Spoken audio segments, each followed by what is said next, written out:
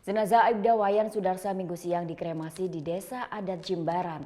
Untuk menghormati pengabdian mendiang Aibda Wayan Sudarsa, Polresta Denpasar usulkan penghargaan kenaikan pangkat.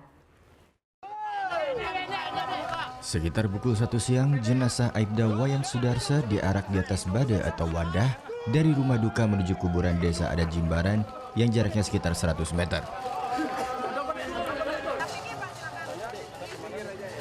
Sebelum prosesi pengabenan atau kremasi secara Hindu, jenazah dilepas dengan upacara secara militer.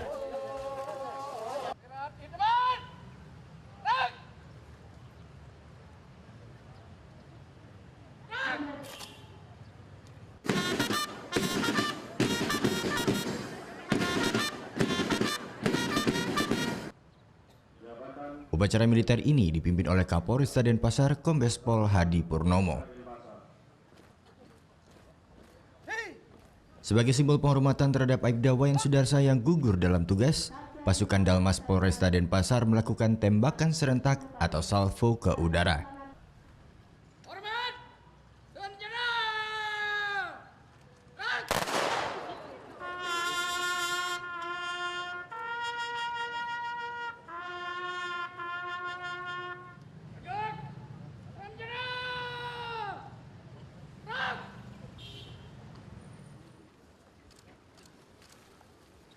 Belajar dari kasus tewasnya Aibda Wayan Sudarsa, Kapolresta Denpasar telah mengeluarkan himbauan kepada seluruh jajarannya untuk membawa teman saat tugas di lapangan.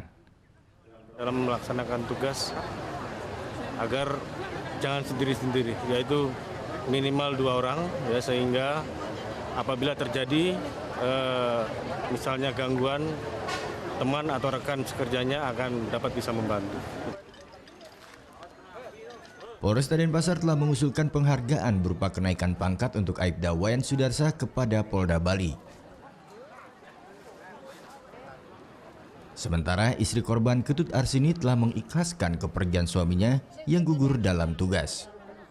Suami saya sebenarnya seorang suami yang sangat bertanggung jawab pada keluarga dan tekun melaksanakan tugas sebagai abdi negara. Wanita berusia 53 tahun ini berharap kedua anak mereka dapat meneladani sikap positif Aibda Wayan Sudarsa. Sementara terkait proses hukum terhadap 2 tersangka pelaku pembunuhan, Ketut Arsini menyerahkan sepenuhnya kepada pihak berwajib.